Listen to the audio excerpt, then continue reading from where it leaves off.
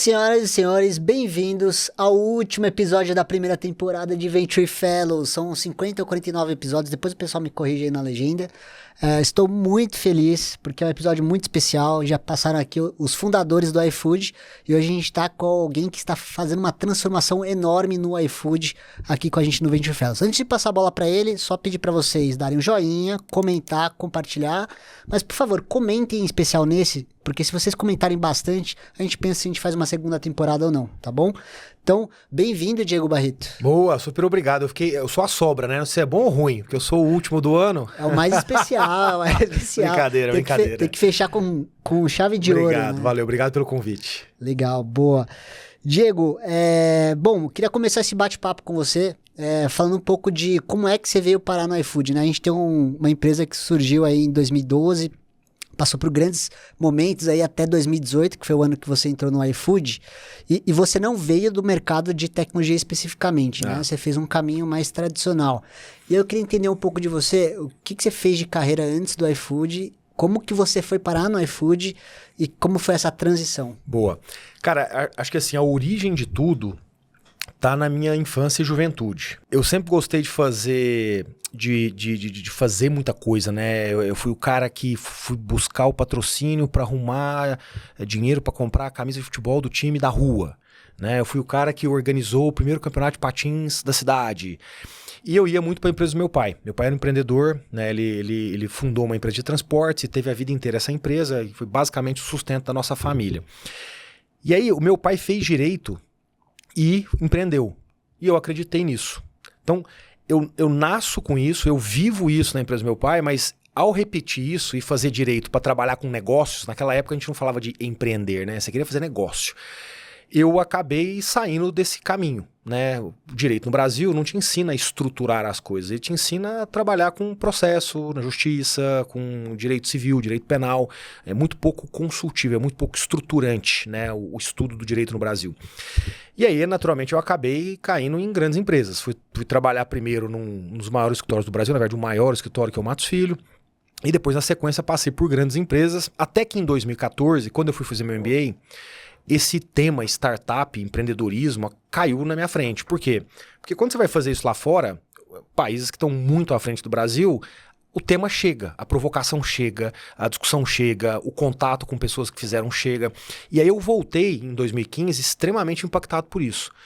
O que mais me pegou foi aquela transformação que o mundo ali começava a sentir de forma óbvia, que era a tecnologia digital.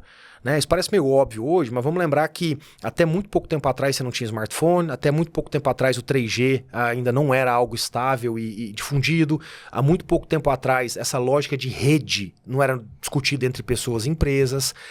Então quando eu volto em 2015, eu volto mexido por isso. E aí, cara, tem um belo dia que eu abro o jornal e tinha uma matéria falando de iFood, Movile 99, peixe urbano. Eu falo, cara... Que louco, né? Porque a gente sempre ouvia falar de CSN, Gerdau, Bradesco, etc.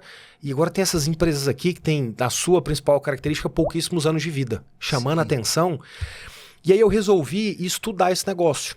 E aí eu encontrei a Liga Ventures, que é uma aceleradora que tem aqui, que montou oxigênio lá para Porto Seguro. Fui lá e comecei a mentorar startup. E, cara, foi sensacional, porque eu aprendi demais em muito pouco tempo, vendo aquela galera fazer tudo de uma forma ágil, codando, com lógica de produto e não de projeto. E aquilo me fascinou. E aí, em algum momento, toca meu telefone. Era a Inova, que era uma das investidoras da Movile, que tinha lá o Jorge Paulo Lema, o Marcel Teles e a Verônica Serra, dizendo, cara, tem uma empresa nossa do portfólio que a Movile está ficando grande, precisamos de gente com mais sofisticação para gerenciamento de complexidade. Topa vir? Mas a gente só tá te ligando por uma coisa, porque a gente ouviu que você entende a lógica, a cultura, a forma de fazer as coisas de uma startup. Cara, essa foi a primeira vez na minha vida que alguém falou de cultura de verdade. Porque de resto é só um PowerPoint e coisas escritas na parede. Mas você vê, eles falaram, a gente só está te ligando porque a gente checou isso, porque isso foi a mentoria. Ou seja, as startups deram esse feedback que tinha um cara lá que estava aprendendo e tinha a cabeça, e tinha um mindset daquilo. E aí vem a proposta, para ganhar 40% do que eu ganhava. 40% do que você ganhava? 40% do que eu ganhava. E aí eu fui. Meus 2 primeiros anos de Grupo Movile foram numa vertical de tickets, que era ingresso rápido, que hoje é a Simpla. Cara, foram terríveis os 2 primeiros anos. meu stock option virou pó, eu tive que tirar dinheiro do bolso para colocar na empresa, e no final o negócio rolou, a gente fundiu com a Simpla e dá sentido pro que é a Simpla hoje, né? Uma empresa não só de long tail, mas também de grandes eventos. E aí, nesse momento, o Fabrício, o fundador da Movile, me liga e fala, cara, agora você tá pronto. Tô pronto pra quê? Não, você tá pronto pra ir pro iFood, que é a principal empresa que eu tenho aqui no grupo. Agora, porque agora você provou que você é empreendedor. Você podia ter voltado pro mercado, você ia voltar a ganhar bem, você não precisaria ter metido a mão no bolso para poder ajudar a empresa, você podia ter desistido muito fácil. Cara, você ficou 2 anos e a gente chegou onde precisava no final com algo que tinha sido muito problemático. Então é assim que eu chego no iFood. Ou seja, isso estava na minha cabeça, estava no meu comportamento, estava no meu pai. A academia no Brasil me coloca num lugar diferente, mas de alguma forma o estudo me faz enxergar isso e aí eu tomo o risco necessário para poder vir para cá. Então, no final das contas, o que te influenciou a fazer esse movimento do mercado mais tradicional, né? Que eu acho que a última passagem era na Suzano. Exato. Né? Foi essa reflexão, esse estudo que você teve no MBA. Você fez MBA aonde? No IMD na Suíça. No IMD na Suíça. Mudou a sua cabeça de forma que você saiu convencido que talvez você precisava fazer um movimento para ir para onde que o mundo estava evoluindo. Né? Exato. Cara, o convencimento para mim foi o seguinte. A grande maioria das pessoas que foram lá conversar com a gente, que foram fazer projetos com a gente, que foram discutir o atual mundo e o futuro, eram pessoas que não falavam daquilo que eu falava. Elas não estavam falando ali de CAPEX, base industrial. Elas não estavam falando ali de outsourcing para a China. Elas não estavam falando ali de cadeia de valor. Elas estavam falando ali, cara, de tecnologia digital, permitindo você redesenhar modelos de negócio. Cara, foi um negócio... Eu tive contato com a Tesla a primeira vez lá. Foi um negócio assim, uau! A minha primeira consultoria, porque é muito comum você fazer consultoria em MBA, foi para uma startup. Eu nem sabia o que era a definição. Então eu fiquei 1 ano vendo um mundo que eu falava... E aí quando eu volto pro Brasil, é um choque. Você fala, mas peraí, tudo que eu tô vendo lá, não tem aqui. E aí a virada foi... O que a gente estava vendo lá, que é o que você via nos Estados Unidos, na China... Eram modelos que não tinham barreiras de entrada. Né? Pensa no Uber, como é que o Uber entrou no Brasil. Os caras apertaram um botão em São Francisco, tinha meia dúzia de pessoas aqui e botaram o negócio para rodar. Pensa como é que o iFood entra em boa parte das cidades, sem fazer o esforço. Alguém lá, um consumidor baixa um app, um restaurante se inscreve e num dia para o outro eles começam a transacionar. Então, assim, a barreira de entrada é muito menor. E aí, para mim, ficou muito óbvio. Ou eu entrava nesse jogo, ou daqui 20, 30, 40 anos eu estaria totalmente fora do mercado. Não é que não iam ter empregos, mas você não estaria mais naquele lugar que te gera aquele tesão, cara, de fazer, de construir, de ser diferente no final, né? Agora, o que me chamou a atenção é que esse movimento de você sair da economia tradicional para essa nova economia, né? Inclusive, você tem um livro que fala sobre isso. Muita gente quer fazer esse movimento, né? Eu vejo muita gente querendo fazer esse movimento, mas o que te despertou essa flexibilidade, essa vontade, foi muito desse contato que você teve no MD. Agora, pensando em preparação para entrar no mundo das startups, eu vejo que não é tão natural as startups contratarem pessoas da economia mais tradicional, né? Principalmente quando a gente fala de startup fase seed, série A, que é boa parte do público que a gente atende aqui na Venture People. Como que você fez? Qual que foi a estrutura que você teve para fazer de fato esse movimento? Porque assim, imagino que a primeira coisa que deve ter passado na sua cabeça fiz o MBA em MD, agora eu preciso trabalhar numa startup. E aí, imagino que eventualmente a pessoa, deixa eu falar com a startup para ver se tem vaga para mim. É o que a maioria das pessoas fazem, né? Eu queria entender se você chegou a passar por esse momento do tipo, legal, quero trabalhar em startup, eu vou chegar e vou falar com um monte de startup. Ou você fez esse mapeamento, você fez esse MVP de carreira de tipo, deixa eu falar com a startup para esse contrato, não deu certo, daí você falou, deixa eu mudar a estratégia, deixa eu me conectar, dando um give back para startups de graça, para eu ter um gostinho e começar a me posicionar nesse mercado, né? Que foi um pouco do que eu tentei capturar aí do que você falou. Cara, você tem toda a razão, a provocação é muito boa. E aí eu queria falar, acho que de 2 momentos, para poder mostrar a contradição e reforçar, portanto, um deles. Como é que eu fui parar no direito? Da forma com que 90% dos brasileiros vão parar na sua decisão de fazer uma faculdade. Seu pai faz alguma coisa, ou sua mãe faz, ou seu tio faz, ou são as 4 profissões, 5, que são as mais óbvias e seguras que tem. O que eu quero dizer com isso? A gente no Brasil não se prepara para tomar essa decisão. A gente não se prepara. A gente toma essa decisão, alguém toma por nós. Tanto é que é muito comum você encontrar pessoas que nessa fase estão numa situação de conflito com os pais. É muito comum. Não, mas meu pai tá insistindo que eu preste não sei o quê. Não, mas a minha mãe disse que... Não, se eu não fizer isso, meu pai não vai me ajudar. É muito comum você ouvir isso nesse período. Quando eu vou pro IMD, o que o IMD me ensina lá do ponto de vista de carreira? Visão. Eu nunca tinha visto isso na minha vida. Então, o que o IMD me fez ver lá foi, cara, você é um ativo em última instância. A pergunta é, onde é que você vai posicionar esse ativo? Para saber essa resposta, você precisa saber para onde você está indo. Então, qual a tua visão? Esse foi o grande exercício que eu fiz lá.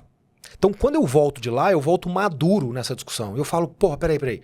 Então, se eu sei para onde eu quero ir, existem opções que eu não devo considerar, existem opções que eu devo considerar, e aí eu preciso escolher uma opção dentre as que eu considero. Então, foi um movimento consciente. Tanto é que quando eu chego em casa e converso com a minha esposa sobre, para ela não foi assim, não vai não, imagina isso. Por quê? Porque quando você tem uma visão comunicada, é mais fácil as pessoas te apoiarem, ainda que elas não concordem, né? Então é como se você dissesse, quero virar político. Talvez teu pai e tua mãe não concordem, mas depois de 2, 3, 6 anos falando sobre isso, eles vão falar, cara, é isso que ele gosta, ele tem que ir lá tentar, faz parte, vamos lá, vamos ver. Então o apoio para fazer a mudança, ele veio junto com a visão que eu aprendi lá. Mas aqui no Brasil a gente não aprende a fazer isso. Então por que é muito difícil encontrar casos como o meu? Porque as pessoas não têm essa visão. E não é que elas têm que ter. Mas se elas desejam fazer esse movimento, elas precisam ter a visão. Senão você não consegue entender quais são as opções que estão na mesa. Então o que é muito comum, você sabe disso melhor do que eu. Um cara como eu lá de 2015, ele chega e fala, eu quero. Aí você fala, essas são as condições. Ele, mas pra mim não serve. Pô, eu tô entendendo. Você quer e não sabe quais são as condições? Essa é a condição, cara. É igual você querer trabalhar em consultoria de estratégia ou em banco de investimento e querer trabalhar até às 6 horas da tarde. Você concorda que isso não existe? Então, você está faltando a visão. Então, acho que é isso que define muito bem esse processo. Muito legal. E isso que você trocou é muito bacana, porque tratar você como uma empresa mesmo, né? Você colocou ali da visão. E provavelmente quando você coloca a visão, você está olhando para daqui 10 anos, né? Você não está olhando para amanhã. E aí, para você chegar nessa visão, aí você tem que pensar muito também na questão de missão, que é a questão do que você entrega no dia a dia, e os valores, né? Que é o como que você quer chegar. E aí é nos valores que talvez as pessoas se percam para chegar na sua visão, né? Eu só falaria uma frase diferente, porque eu acho que quando a gente fala você tratando como uma empresa, talvez muitas pessoas olhem e falem, nossa, que pragmático, que capitalista. Eu vou pôr de um jeito diferente. É você indo atrás da sua felicidade. Porque a visão, em última instância, deveria estar conectada com aquilo que te faz muito bem. Então eu não quero usar nem a palavra propósito, não sei o quê. Não. Vamos falar de visão. Assim, cara, é lá que eu quero estar. Pode ser, eu quero ganhar muito dinheiro, ou não necessariamente. Eu quero ter mais tempo com a minha família, ou não. Eu quero construir ou ser parte de algo que está sendo construído. Tem N elementos. Quando você organiza esses elementos, você deveria estar feliz no final se tudo correr bem. Certo? Não é nem se correr bem, mas a jornada deveria te deixar feliz. E no final, isso é um paralelo perfeito, que é o que você falou, com o que uma empresa faz quando ela faz planejamento estratégico, né? Sim. Não, legal, gostei desse ponto de felicidade. Concordo 100%. A visão tem que estar alinhada com a sua felicidade. E outra coisa que me chamou a atenção que você falou foi que nesse movimento você se associou lá com o pessoal da Liga Ventures, do Dani. Grande abraço pro Dani, que é meu amigo. E você começou a se conectar com várias startups, né? E no final, quando você fez um movimento pro iFood, a Inova ligou para você, né? Um dos investidores. E é engraçado que o que me chamou a atenção nisso é que antes da Inova ligar para você, ela fez o reference check, né? Eu falo muito de reference check para os clientes da Venture People, que é, olha, a gente oferece reference check para você saber o que as pessoas falam desse candidato antes de fazer uma oferta para ele. Eu diria que umas 80, 90% das empresas não fazem reference check. É impressionante, sim. Por mais que a gente fale. Mas você trazendo essa evidência, fala da importância que é de você se posicionar no mercado e tá sempre comunicando. Olha, minha visão é startup. Por mais que você estivesse numa empresa tradicional. Só que as pessoas viram que você gerou valor para essas startups e acabou sendo um reference check, né? Só fazendo esse complemento, porque eu achei bem interessante essa colocação. E eu sempre falo para as pessoas da economia tradicional. Você está na economia tradicional, quer dar um pezinho na startup? Primeiro entrega o seu valor. Você vai ter que pagar um pedágio, né? Cara, deixa eu fazer 2 comentários aí, que é super importantes. Acho que o primeiro é sobre o reference check. Eu concordo no número general. E eu sou mais chato ainda com algumas pessoas. O reference check não é sobre o currículo. Porque, cara, se você pegar meu currículo, você vai falar, o Diego sabe fazer isso aqui. O Diego sabe operar aquela ferramenta, o Diego com certeza entende desse conceito, porque, cara, tá lá, rolou, passou tempo, tem experiência. O reference check pra mim é sobre comportamento. Sabe? Então você fala assim, cara, quantas vezes essa pessoa foi mal educada? Quantas vezes essa pessoa teve que virar uma noite ou um final de semana e ele falou, boa, vamos lá. Ou disse, porra, que saco. Quantas vezes a pessoa, ou seja, sobre comportamento. Por quê? Porque a frequência do comportamento define quem você é, né? Então, sei lá, se você faz muito give back, e eu pergunto pra alguém, cara, mas ele faz muito give back? Não, ele faz, com 5, 6 startups. Não, ele sempre tá no ecossistema. Porra, esse cara... Então, aí, a pessoa que faz um give back, ela tem um determinado padrão de comportamento. Você fala, isso pra mim é o reference check. Acho super importante, em especial em startup. Por quê? Porque é tudo um pouco mais desestruturado que numa empresa que já está extremamente padronizada. O que é um erro, by the way. Sim. Mas enfim, então você precisa mais do comportamento do que necessariamente do currículo ali no papel preto e branco. O outro comentário que eu faria é o seguinte. Uma pessoa que quer fazer um movimento para onde quer que seja e num processo inicial mostra uma insegurança sobre o que vai encontrar, é sinal claro de imaturidade ou de oportunismo. Então, eu vou sair do nosso mundo aqui e vou te dar um outro. Você chega pra mim e fala assim, eu quero ser maratonista. Pô, meu sonho é correr maratona. Eu falo, que legal, cara. Eu já corri. Bastante. E aí você fala assim pra mim, Diego, me dá uma dica. Aí eu falo, cara, você costuma sair com seus amigos às quintas e sextas à noite? Você fala, sim. Então, você vai ter que parar de sair, porque você precisa treinar de madrugadazinha. Você tem que trabalhar no outro dia. Ah, é verdade. Pô, mas cara... Não, mas eu não quero. Você vê, olha a imaturidade do que você me disse. Eu quero correr maratona. Olha a imaturidade. Pra mim é a mesma comparação com a carreira. O cara que fala, eu quero ir pra aquele ambiente e não tá disposto a pagar o pênalti que qualquer ambiente tem, é uma pessoa imatura ou oportunista. Tá desempregado e fala, não, eu vou porque eu preciso pagar minha conta esse mês. E esses são os dois tipos de pessoas que você nunca deveria ter na sua empresa. Sim, e tem um hack que a gente aplica também no Reference Check, isso poucas pessoas fazem. Quando a gente pergunta das referências de um profissional para uma pessoa que trabalha com o candidato, a gente fala, legal, obrigado pela sua visão. Tem alguém que pensa diferente de você em relação a esse profissional? Porque nisso a gente consegue pegar realmente a ferida.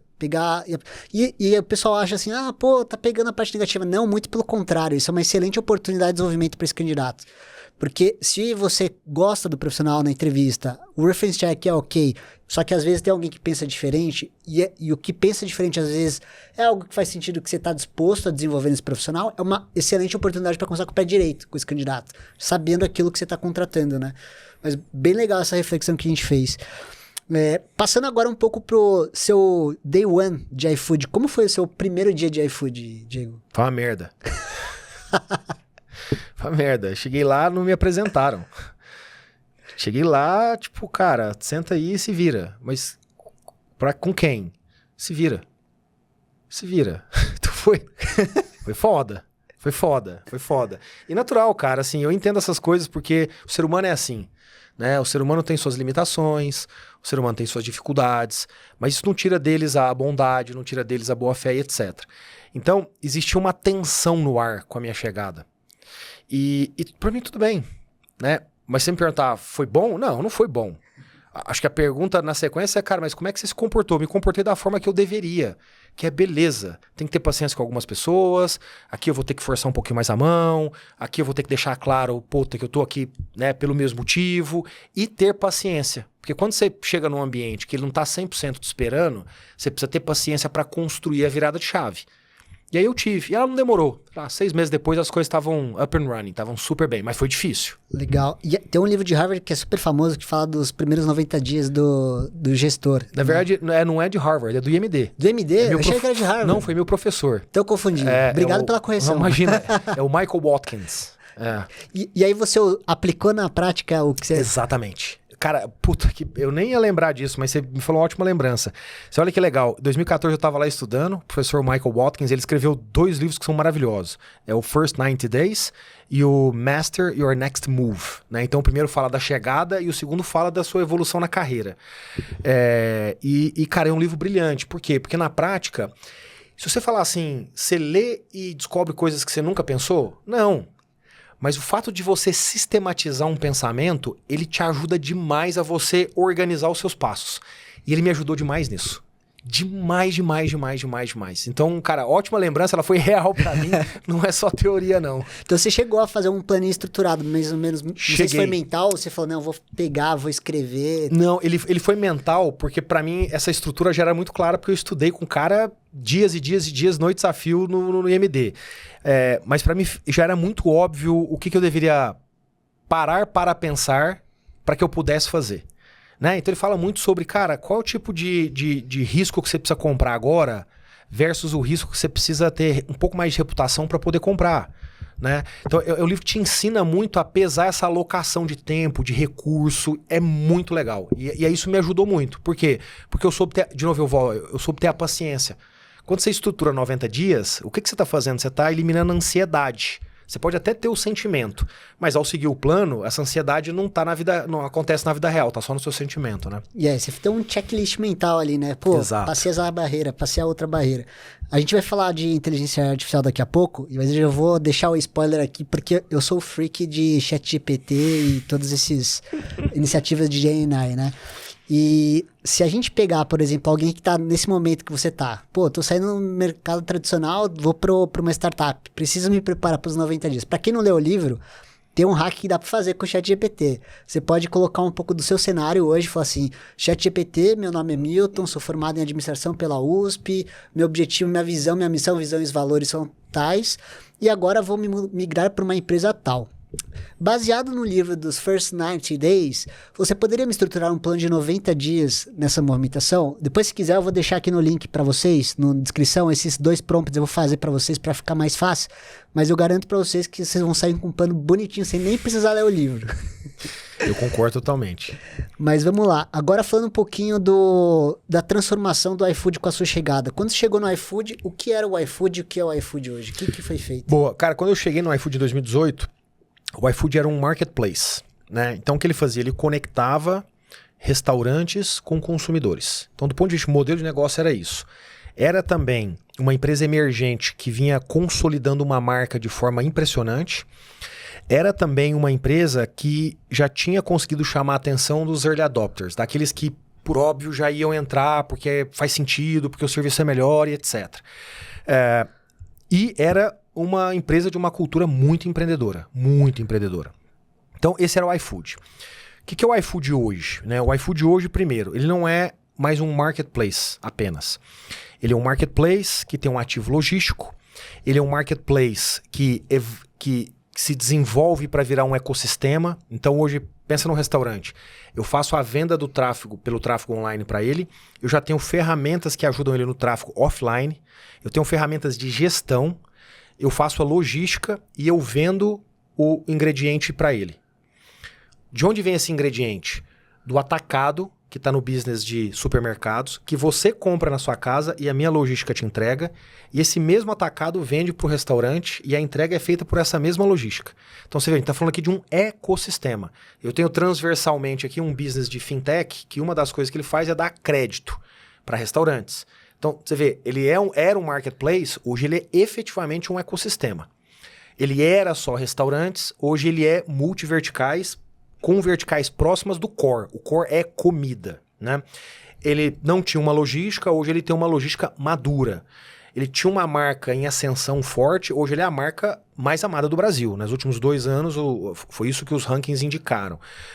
E por último, ele era uma cultura de muito empreendedorismo. A gente continua com isso, mas com uma adição muito forte de inovação. Não necessariamente empreendedorismo quer dizer inovação. Hoje inovação é um negócio muito forte lá dentro e muito data-oriented, mas muito data-oriented. E aí, inovação, eu vejo que muitas empresas têm inovação e outras que dizem que tem inovação, né? Como que você faz para implementar inovação na prática numa empresa como... Então, cara, essa pergunta é boa porque você falou, tem algumas que dizem que, né? E eu acho muito bom você ter falado isso, porque isso serve para inovação, serve para discussão que a gente vai ter de IA, entre outras. Você tem 2 chances na sua vida, cara. Olhar no espelho e se enganar ou ter a correta percepção de quem você é. A maioria das empresas, na minha opinião, elas se enganam. Seja por ego, seja por ignorância... seja por má fé, eu não sei qual o motivo. Então, quando você fala assim, vamos lá, Milton, qual a chance de você perguntar para uma empresa se ela inova e ela falar não inovo? É 0. Então todo mundo responde, eu inovo. Então, isso quer dizer que é mentira? Não. Mas dependendo de onde você coloca a sua régua, você se coloca como um inovador ou não. Então, todo mundo inova? Sim, todo mundo inova de alguma forma. E se eu colocar a régua aqui? Aí nem todo mundo inova. Sim. Então, o que eu sempre costumo perguntar para as empresas que entram nessa discussão, vão fazer algum benchmark com a gente, eu falo, cara, qual foi a inovação que alterou a direção do seu negócio com escala? Aí alguém fala, eu fiz uma que mexeu num processo e diminuiu 5% o meu custo. Isso não alterou a direção do seu negócio. Isso te deu um pouquinho mais de rentabilidade. São discussões completamente diferentes. Então, é difícil as pessoas me responderem isso. Então, quando você me pergunta, a gente inova, eu consigo te dar 20 exemplos de coisas que mudaram a direção completa do nosso negócio. Eu acho que é isso que é sobre que a gente tem que falar sobre inovação. E não simplesmente falar inovação. E na sua visão, nos últimos 5 anos, desde que você entrou no iFood, quais foram as 3 maiores inovações? Cara, a primeira foi o algoritmo de inteligência artificial, de machine learning, o algoritmo de machine learning que trabalha a nossa segmentação do usuário. Ou seja, eu tenho uma ferramenta dentro de casa que permitiu o meu custo de aquisição, o meu custo de reorder, que é o CPO, cair gradualmente por 5 anos consecutivos. O que significa que eu entrego a rentabilidade, que é sempre uma discussão nesse mundo das startups, mais do que isso, que me dá uma ferramenta violenta de garantir a lealdade do cliente ao meu produto. Se você não consegue fazer isso sistematicamente, você não consegue aumentar hábito, descobrir novas ocasiões e crescer com muita mais rentabilidade. Isso foi um negócio fenomenal. Você imagina que eu saio de uma discussão linear de precisamos fazer isso para esse tipo de consumidor para dizer, eu preciso fazer isso para o Milton. Preciso fazer isso pro Zé, preciso fazer isso pra Maria, não preciso fazer mais nada pro João. Se eu tivesse buscado essa ferramenta no mercado, eu seria igual a todo mundo. É o que eu brinco com o ChatGPT. E quando você tem um ChatGPT, a única coisa que diferencia você de mim é a tua capacidade de escrever um prompt. Mas na prática, se você me ensinar o que você está fazendo, a gente vai ser igual no final, né? Então, eu sempre brinco com as pessoas. Quando você fala que você faz IA, na prática você tem que saber se você está fazendo algo que é só seu. Porque se não for só seu, na prática você não tem diferencial competitivo. Você só tem talvez uma vantagem por ter começado antes. Então, esse foi o primeiro. A segunda grande inovação nossa é o clube, nosso clube de benefício, de loyalty. E por quê? Porque é muito difícil você fazer um clube de loyalty que tem escala e rentabilidade. Via de regra, é difícil ser rentável, portanto ele não tem escala. Então, eu conheço 200 empresas que falam que tem um clube de benefício. Aí eu falo, abre aí os dados. Mostra aí. O cara fala, não posso. Não pode por quê? Não, veja bem. Eu falo, não estou pedindo a fórmula do sucesso. Eu quero ver o seguinte, você tem uma curva que mostra que sistematicamente ele sobe. Você tem uma curva, por quê? Porque se sistematicamente ele sobe, quer dizer que o seu cliente gosta e a sua rentabilidade é boa. Porque senão você teria QPado ele já em algum momento. É raro você encontrar isso. A gente chegou nisso. A gente testou isso em 18, erramos miseravelmente. 19, erramos miseravelmente. 20, erramos miseravelmente. 21, erramos miseravelmente. Segundo semestre de 2022, a gente viu os primeiros sinais de que esse negócio poderia funcionar. Do segundo semestre de 2022 até esse primeiro semestre de 2024, esse negócio saiu de 0 de penetração nos nossos pedidos que eu tenho para 20% hoje. E continua crescendo. Nossa, mas foi uma insistência de 4 anos. 4 anos. Acho que fosse qualquer outra empresa não teria parado. Teria parado. O que fizeram vocês acreditarem durante 4 anos que isso daria certo? Cara, volta para a discussão da visão, né? Quando você tem uma visão, tem 2, 3, 4, 5 elementos que ou eles dão certo ou você não chega na sua visão. Todos os demais são bons, ajudam, aceleram, melhoram, mas eles não são essenciais. Então, essa é a diferença de você falar de KPI e de falar com o que eu chamo de Key Successful Factor, de um fator de decisão chave. É diferente de KPI. Então, na nossa visão, existem 3, 4, 5 elementos que a gente fala, ou eu entrego isso, ou eu não chego lá. E uma delas é o clube de lealdade, de loyalty. Por quê? Porque o meu negócio, ele penetra na base toda. Eu tenho hoje 55 milhões de pessoas comprando o iFood por ano. Se você pensar que na sua casa, eventualmente, é só você, ou só sua esposa, ou só seu filho mais velho que pedem, na prática, eu não tenho um cliente na sua casa, eu tenho 3. Quando eu tento fazer um pouquinho dessas contas, a gente chega em 80 milhões de clientes no iFood. A classe A e B brasileira, e um pedacinho da C é composta por 80 milhões. Portanto, eu não tenho mais cliente para adquirir. O que eu tenho que adquirir, então? Frequência. Você come 90 vezes por mês. Se você comer 3, 4, 5, 10, 15... eu consigo arrastar isso e ganhar o quê? Densidade logística, que reduz meu custo logístico e me permite entregar comida mais barata. Então você vê, frequência é um negócio que entrega a minha visão. Eu preciso resolver destravar a frequência. Então eu preciso de um clube de loyalty. Então por que eu não parei de testar e não ia parar nunca? Porque eu preciso destravar esse negócio. Destravei. De um jeito único, de um jeito que não tem igual, de um jeito que pode ser até copiado, mas tem uma série de ativos que é o que viabiliza escala e economics. E esses ativos eu construí dentro de casa. Então essa é uma segunda inovação super, super, super relevante do nosso lado. E aí uma terceira para mim é o nosso modelo de gestão, a forma como a gente encontra boas formas de avaliar pessoas, avaliar a cultura, avaliar... Então eu vou te dar um exemplo simples. Você conhece inúmeras empresas que fazem avaliação 360, certo? Para pensar. Quantas vezes você trabalhou numa empresa que o seu par, ele era seu par, mas não necessariamente você naquele ciclo interagiu com ele constantemente porque as suas metas não batiam. Normal. Sei lá, pensa num cara de finanças e uma pessoa de RH, um CFO e um vice-presidente de pessoas. Não necessariamente essas pessoas trabalham em conjunto, mas eles são pares. E aí chega no ciclo de avaliação, porque você faz essa avaliação 360, o que você faz? Esse cara avalia esse cara, esse cara avalia esse cara. Qual a lógica? Nenhuma. Você só reforça viés. Então dentro do iFood, a gente, por exemplo, né, esse é um dos exemplos de 10 que eu poderia te dar, a gente tem um algoritmo que ele faz o que a gente internamente dá o nome de Organizational Network Analysis. Então o que ele basicamente faz é entender toda a sua rede naquele ciclo e pondera aquela rede pelas suas metas. Então a sua rede é mapeada como? Pelas suas interações de Slack, de e-mail, de Zoom, de Meets, entre outras várias formas de coletar isso. Na hora que eu entendo isso, eu entendo os seus pontos de conexão fortes e fracos, frequentes e etc. E aí eu pondero isso pelas suas metas. Portanto, eu descubro as pessoas que efetivamente trabalharam naquilo que faz sentido nesse ciclo. Porque eu posso ter uma pessoa que falou com você 50 vezes, só que era para discutir uma rotina. Qual é o valor disso? Nenhum valor. Mas se eu pondero isso pela meta, eu tenho certeza que a relação não foi a melhor possível, porque a meta desafia, a meta gera estresse e etc, certo? São essas pessoas que avaliam umas às outras. Entende a diferença? E aí eu consigo ter um processo de subida de régua constante de pessoas muito melhor do que o processo que todo mundo faz, que é avaliação 360. Sim. E aí esse cara avalia esse cara e esse cara não trabalhou com esse cara. Ou seja, só reforça viés. Diego, você trouxe um belo problema para os startupeiros aí. Como que eles conseguem fazer isso numa startup? Fica por interrogação. Não sei se você tem a resposta. Senão... Olha, eu vou te falar assim, ó, no espírito nosso de sempre fazer tudo quick and dirty, né? Ou seja, fazer rapidinho para testar. Cara, eu não acho que é difícil, não. Para pensar assim, sei lá, as metas, toda startup tem a sua, certo? Tem lá as pessoas que têm suas metas. Você poderia, num Excel, pedir para alguém indicar exatamente as pessoas que foram com quem elas fizeram esse projeto a maior parte do tempo? Veja, você vai falar assim, Diego, talvez a pessoa deu uma operadinha. Tá bom, mas já é melhor do que você simplesmente pedir para uma pessoa que nem trabalhou com ela direito.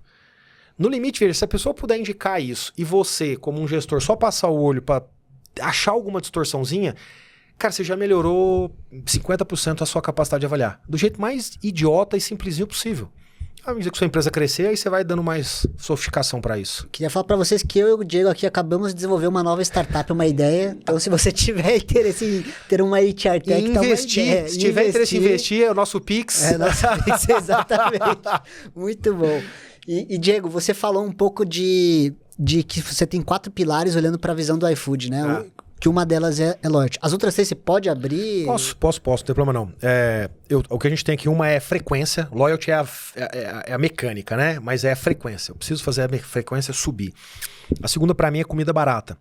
Então para pensar assim, é muito fácil vender na sua casa que tem 4 pessoas morando. Você, sua esposa e 2 filhos. Vocês vão pedir uma comida japonesa, o ticket médio vai ser desse tamanho, eu consigo viabilizar tudo para baixo. O que eu preciso vender é você, quando tinha 20 anos de idade, morava sozinho e comia com esse ticket médio. Então, para poder ganhar escala, e ter mais profundidade, mais densidade, perdão, o que eu preciso? Eu preciso entrar na comida barata. Então eu preciso crack this code.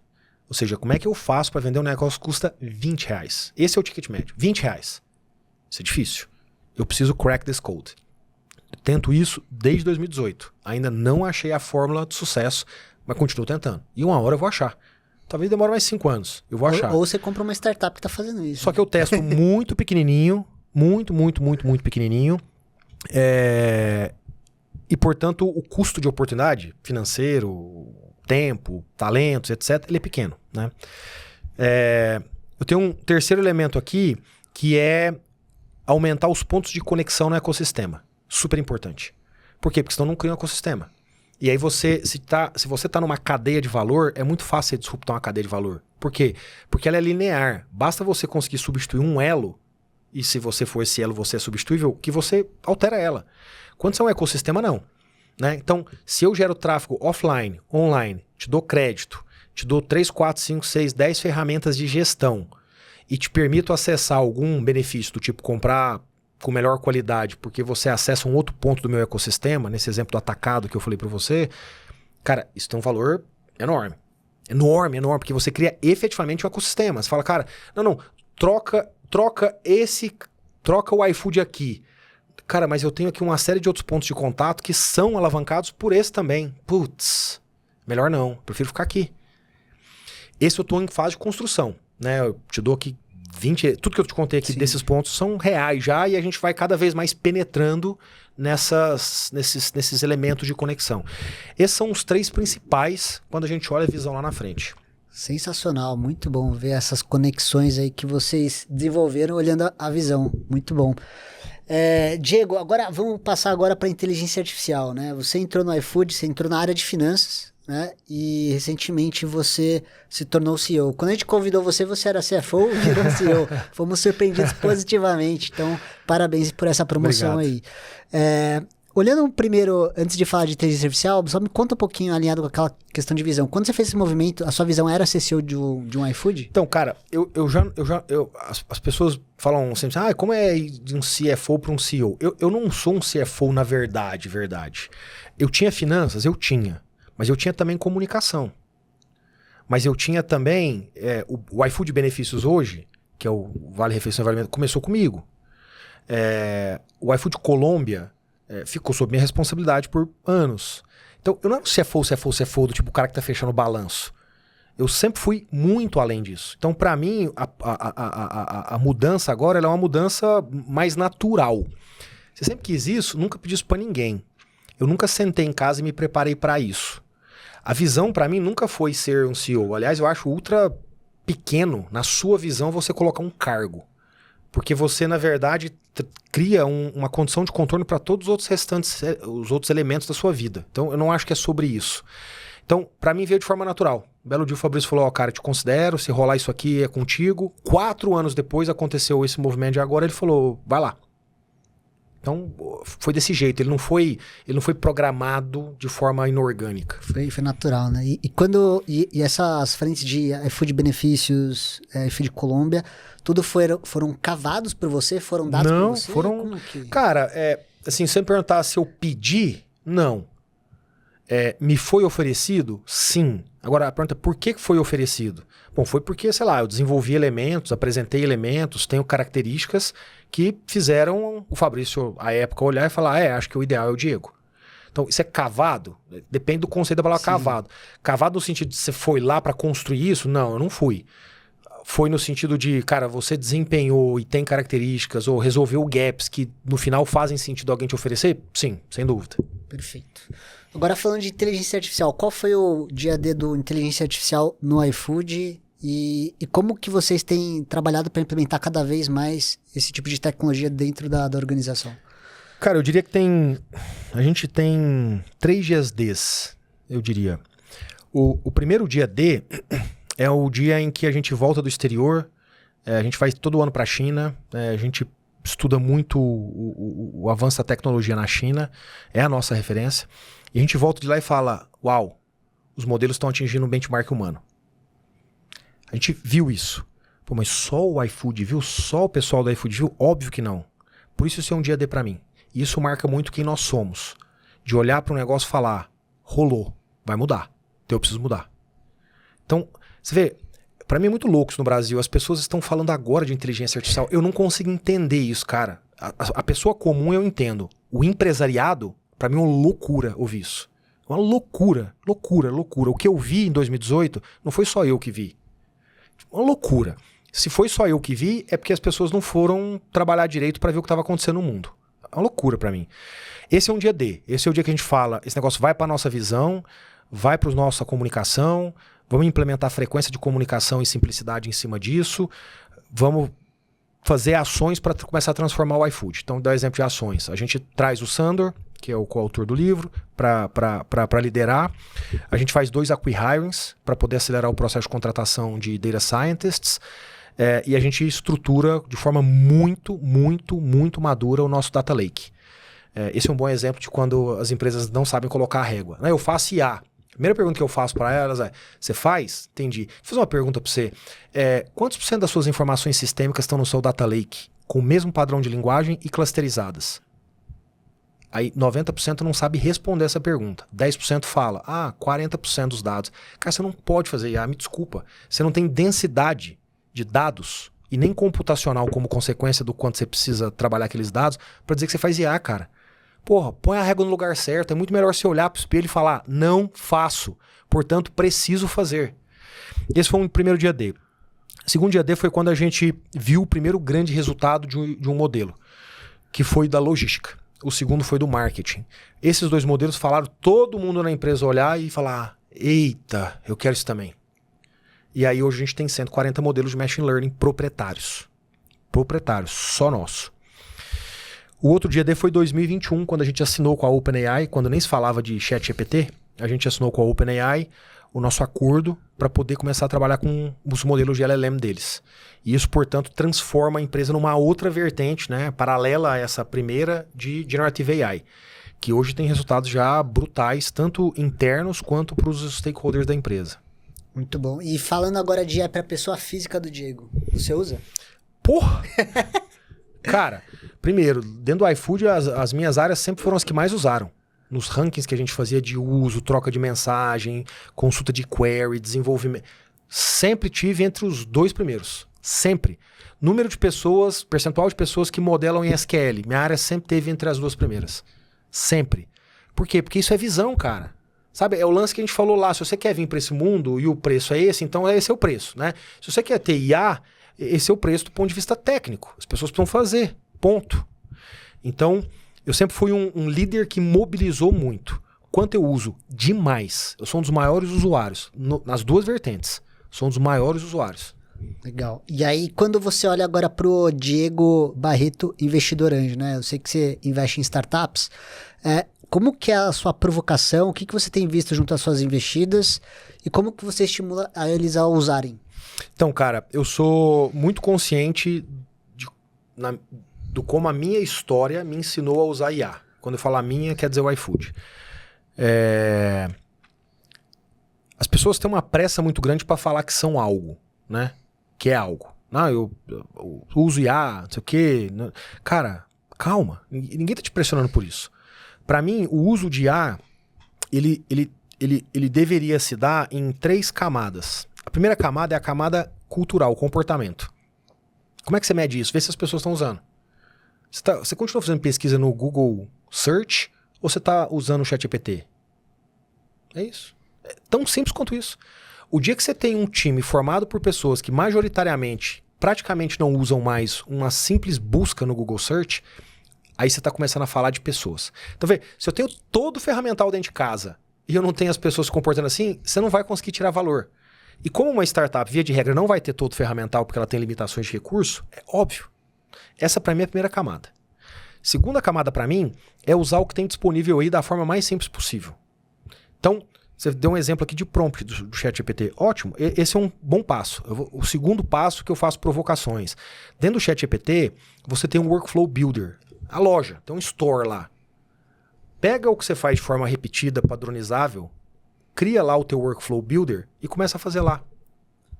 Pô, mas, Diego, isso não é ainda uma empresa de inteligência artificial. Eu sei que não, mas eu saí de cultura para impacto.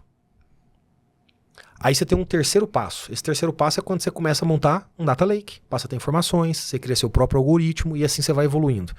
O que eu vejo é que muita gente tenta vir direto para esse terceiro passo. É onde você pega a pessoa, quem entende de IA, quem trabalha com IA, quem vive IA, sabe que é bullshitagem. Não, eu já tenho um algoritmo. Você tem um algoritmo? Entendi. Seu algoritmo usa que informações? De onde você tirou? Qual é o padrão de linguagem que você dá? Quantos clusters você tem? Veja bem, não, tem só essa quantidade aqui de informação. Cara, você não tem IA, cara, você tem um modelo estatístico. Porra, bicho. Então, o que eu faço? Eu evito forçar isso aqui. Porque o ser humano, ele se sente pressionado, cara, é do ser humano. Sim. Então, eu tô aqui com as startups. Todas elas são muito pequenas. Então, eu tô aqui. A galera tá usando? A galera tá fazendo? Como é que você tá medindo isso? O que você tirou? O que as pessoas estão fazendo nesse estágio de prompt que elas não faziam e que agora é um processo da empresa? Ainda que seja troncho, porque você tem que entrar no ChatGPT free, porque você não tem dinheiro ainda, e jogando lá. Puta, ótimo. É assim que você tá gerando lead no comercial? Legal. É assim que você tá validando determinados textos que você manda pros seus consumidores? Legal, boa. E para depois a gente chegar aqui. Muito bom. E aí, pensando em dicas práticas aí para os startupeiros que estão aqui nos acompanhando, né? Que tipo de ferramenta, tecnologias de IA que você recomendaria para quem está começando uma startup hoje, do que você tem acesso, do que você conhece? Cara, sinceramente, eu acho que a pessoa deveria só usar ChatGPT. Ou similares, né? O Claude lá da Anthropic, o Bart, enfim, por aí vai. Por uma razão muito simples. Se você está no estágio que você precisa ainda da minha sugestão, você está no básico. Então, faça o básico muito bem feito. Eu chamo isso de Brilliant Basics. Faça isso muito bem feito. Se você fizer isso muito bem feito, o que você vai ter? Você vai enxergar resultado. O que muitas vezes as pessoas fazem? Eu posso estar aqui 10 ferramentas. As pessoas fazem 10 ferramentas. E aí o que acontece? Ela tem uma dificuldade, porque nem todo mundo entende as 10 ferramentas, nem todo mundo fica bom nas 10 ferramentas, e aí você não vê o efeito prático profundo disso. Então, eu prefiro dizer assim, cara, escolhe uma coisa que você queria fazer. Eu sou um cara de vídeo. Ótimo. Pega a melhor geradora de vídeo que tem, um cara que eu digo é a empresa, né? Precisa muito disso. Sim. E trabalha só nisso. Trabalha só nisso. Não, Diego, eu tô num próximo estágio. Ótimo. Então, no próximo estágio, eu te diria uma coisa só. Ao invés de falar, tô fazendo meu algoritmo, vai fazer o seu primeiro wrapper.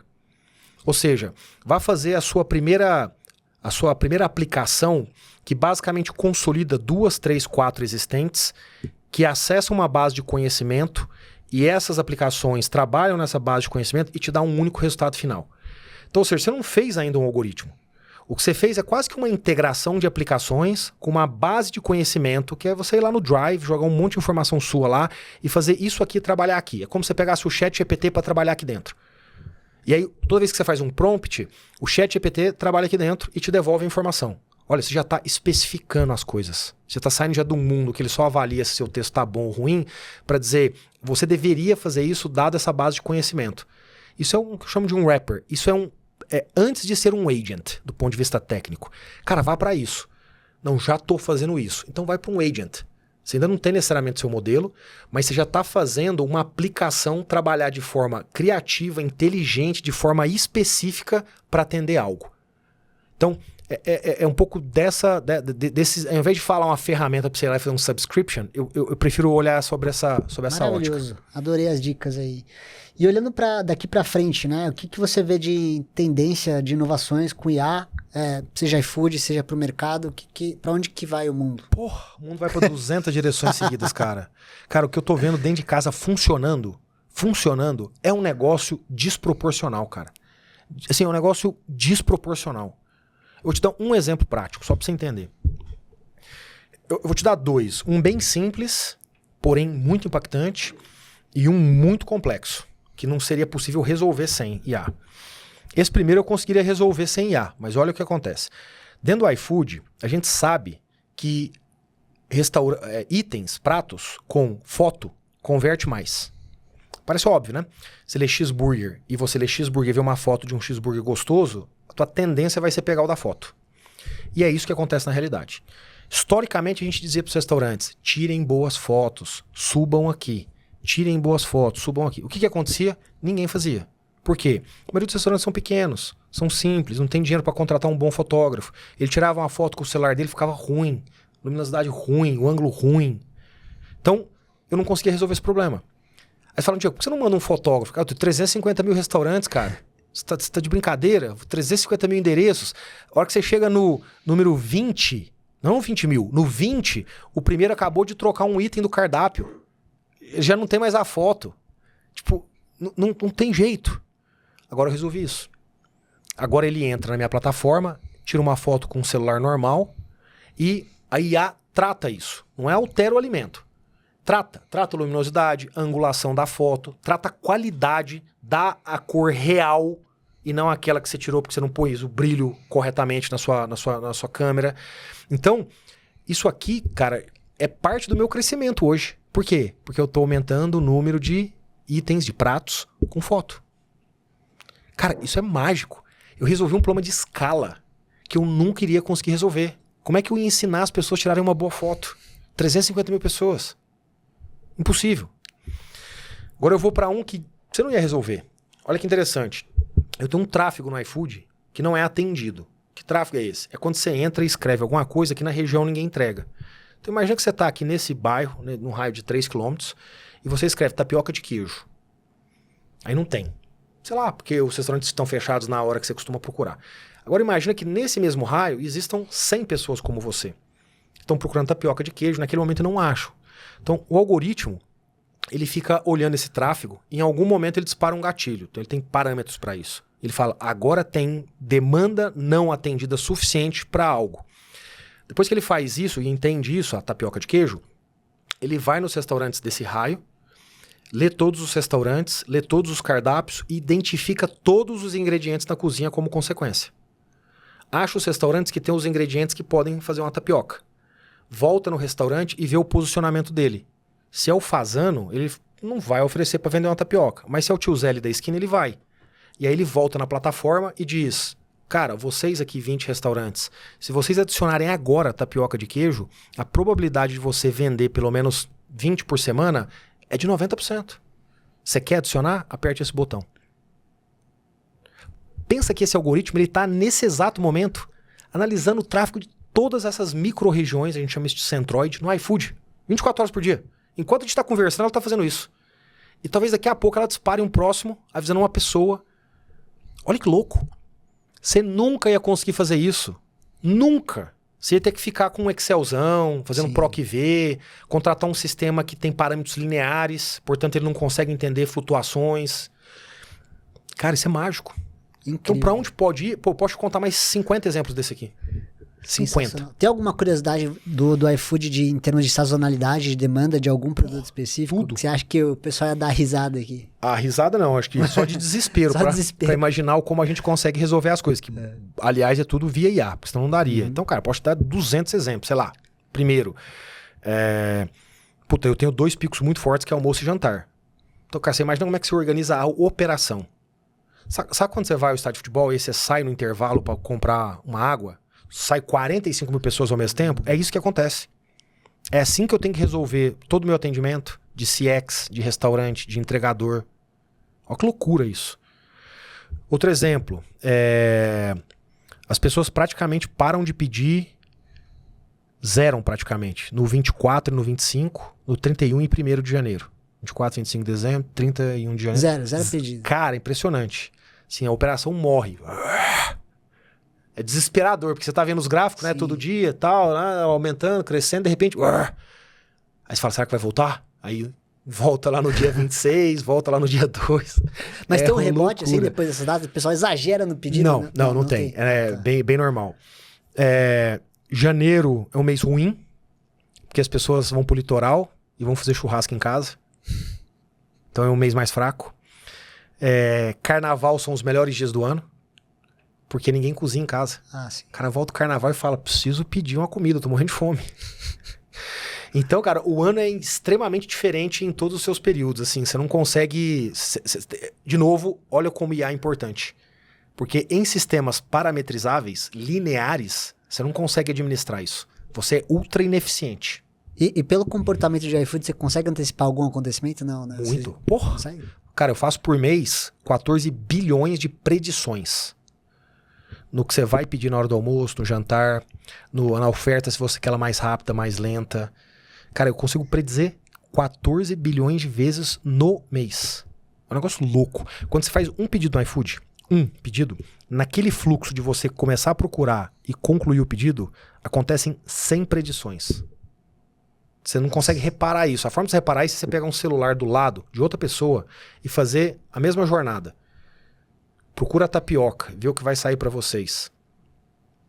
Adiciona um item, vê o que acontece na sequência da recomendação. Faz o checkout, vê qual é o supermercado que vai ser indicado para você no final do checkout. Você vai ver, ele é completamente diferente. Aí você repete, você vai ver que o teu é muito parecido e o da outra pessoa é muito parecido, mas os dois são muito diferentes. Cara, que doideira. É muito louco. É legal. Muito bom. Eu tinha outra pergunta pra fazer aqui. Deixa eu ver se eu lembro. Que era legal, saco? Perdi a pergunta. Predição. Deve ser um desafio, né? Por exemplo, para as pessoas que vivem na Faria Lima, no Itaim e na Paulista para escolher qual restaurante, né? Porque imagino que essas regiões têm cacetada de restaurante. E eu fico pensando, será que se todos eles são mostrados de fato para mim? Ou só são mostrados aqueles que estão muito orientados ao meu comportamento? Cara, primeiro, não é um grande desafio. Por quê? Porque a gente tem um modelo que me diz qual é a oferta ideal daquela região. Então não é que eu vou lá e tento todos os restaurantes para estar no meu app. Eu tenho uma fórmula para identificar o que é uma oferta perfeita. Né? Então esse é o primeiro ponto. Ou seja, isso reduz. Não é que eu tenho 600 restaurantes da região. Eu vou ter 100 restaurantes da região. Então isso já diminui bastante esse problema que você falou. Segundo, todos são mostrados. Exceto se ele não estiver aberto, exceto se ele tiver com problema operacional. Exceto por isso, todos são mostrados. Pode demorar mais. Por uma razão óbvia. Até você chegar no número 100, sim. Mas todos são mostrados. Então nenhum é eliminado. E aí a amostragem, né, a oferta dele para você, depende muito do que você está olhando. Se você está olhando simplesmente ali naquela primeira página, na home, é um jeito. Se você entra numa lista específica, você está procurando uma comida saudável, ou com entrega grátis, então aí essas listas se alteram. Então, a depender do que você está procurando, você vai ver rankings diferentes, mas no final todos eles sempre vão estar à sua disposição. Perfeito, muito bom. Diego, a gente vai chegando ao final aqui do nosso episódio, mas a gente nunca finaliza sem pedir sempre para os nossos convidados recomendarem livros, séries, artigos, ou que você achar que seja útil para os nossos startupeiros, pessoas que querem trabalhar em startup, ou mesmo os investidores, né? A gente falou pouco de investimento em startup. Enfim, o microfone é seu. Boa. Cara, puta, eu leio muito, então eu poderia falar um monte de coisa, mas eu sempre gosto de reduzir a 2, 3 coisas para me forçar a achar as melhores, né? Cara, eu acho que, para não fugir muito do nosso mundo, acho que primeiro tem um livro que eu gosto muito que chama Princípios, do Ray Dalio. É um livro que fala sobre meritocracia de ideias e sobre transparência radical. Acho super legal. Eu não gosto de ler muito. Pula a primeira parte do livro, que é só a história dele, que mesmo assim deveria ser lida porque é muito legal, e lê o restante. Muito bom. Tem um segundo livro, cara, que eu gosto demais, assim, é sobre sabedoria. Não é um livro, não é um manual pra você fazer alguma coisa. Ele chama o Almanac de Naval Ravikant. Acho esse livro, cara, de uma sabedoria brutal sobre o que está acontecendo, como as pessoas estão se comportando, a tecnologia, o trabalho, a geração de renda. Só que ele é muito do nosso mundo. Ele não é um livro de macro e microeconomia. Ele é do nosso mundo mesmo. Muito bom, muito bom. De séries, cara, assim, eu poderia recomendar um monte de coisa legal, mas o que eu acho legal é recomendar aquilo que pode inspirar as pessoas que elas estão fazendo. E aí eu acho que são as que talvez boa parte das pessoas já viram. A Super Pumped sobre o Uber, né? A Som na Caixa. Som na Caixa? Som na Faixa. Som na Faixa. É do Spotify, cara. Escreve Spotify lá que vai sair. É muito bom. Que vai sair. Tem a da Elizabeth Holmes, né? Sobre a Theranos. Acho que vale muito a pena para ver um lado ético da coisa. E tem uma startup que ela é uma ficção que não é baseada em fatos reais, mas ela é, para mim, a vida real, que chama Startup. Não sei se você já viu essa, é muito legal. É sobre uns moleques no Vale do Silício que começam a empreender, quebram, vão pra segunda e tal, dá certo, vende, entra o investidor, briga. E ele passa por toda a jornada do investidor. De uma startup, de um empreendedor. Sim. É muito legal porque ela é a vida real, do jeito caricato. Começando em casa, negócio, e tá ruim, tá assado, e dá problema, e cai o servidor, e alguém joga água sem querer e queima o computador. É a vida real. Essa startup pra mim é maravilhosa. Ela chama... essa série chama Startup. Eu vou até conferir aqui. Eu tô com a sensação que ela tem um outro nome, mas eu já te falo Tem o aqui. Silicon Valley também, que o pessoal recomenda. Será bastante. que é essa? Não sei. É que Silicon Valley é muito divertido. Seriado. Nossa. Então deve ser essa, cara. E eu chamei de Startup. Porque é bem comédia, assim. É essa. Então nós estamos falando da mesma. Deixa eu ver aqui, ó. É essa mesmo. Eu me confundi. O Silicon Valley. Chama Silicon Valley. Já viu essa? Favorita. Então é favorita, essa. Exatamente. Então estamos falando da mesma. Desculpa. Essa aí é incrível.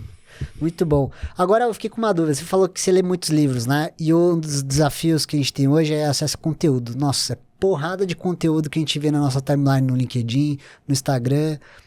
Vai na internet. É enxurrada de propaganda para você consumir conteúdo, né? Como um CEO como você faz... Então, como que você faz tomar de decisão para o que priorizar e o que ler? Você sabe que essa eu acho a parte mais fácil.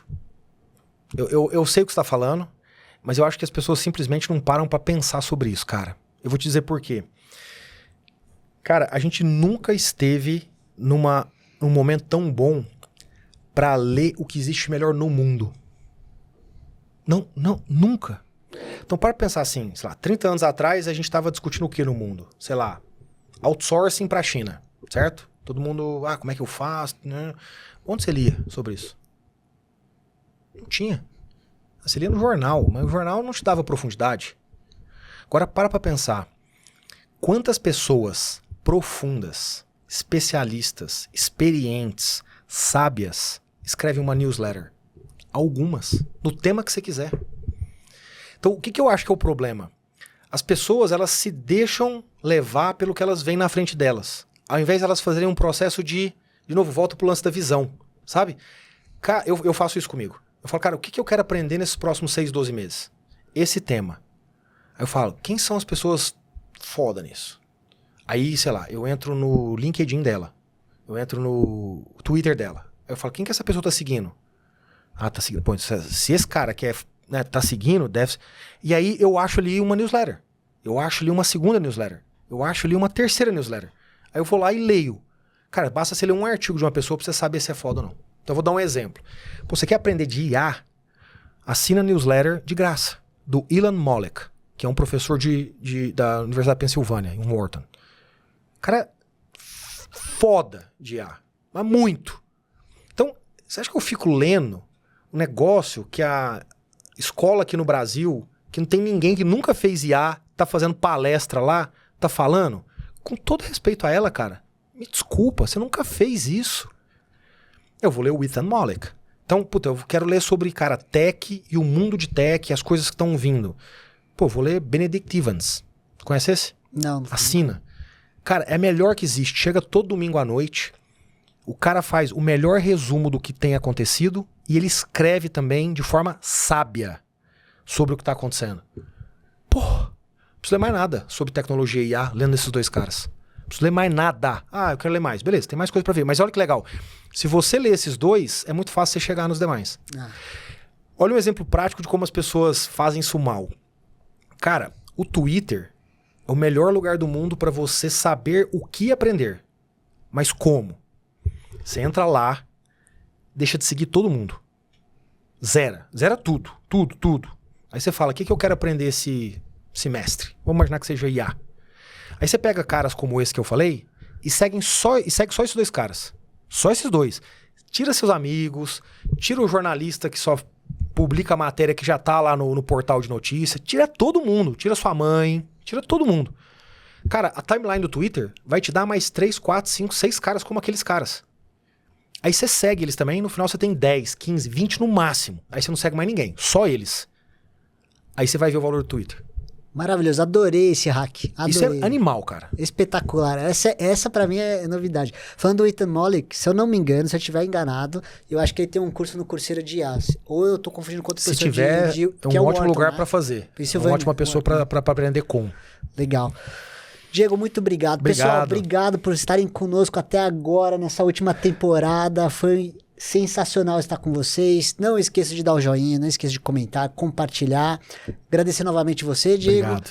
E se você curtiu, comenta aqui embaixo. Quem sabe a gente volta com uma segunda temporada. Um grande abraço. Se vocês quiserem manter contato com a gente, vocês sabem onde me encontrar, no LinkedIn, Milton Daré. Diego, quer deixar seus contatos? Cara, Escreve Diego Barreto, vai aparecer um homem de barba lá, é esse cara. E recomendo escrever Diego Barreto na Amazon, porque você pode comprar esse livro aqui que é super top, fala bastante de IA hoje também. é o livro mais vendido na seção Tecnologia IA da Amazon. E ó, eu conheci o Sandor recentemente também, esse cara é fera, os dois, né? Vocês dois aí estão arrebentando, parabéns pela trajetória, eu torço muito pelo sucesso do iFood para vocês gerarem bastante impacto. Valeu. Tá bom? Obrigado. Valeu, obrigado. Tchau, tchau, pessoal.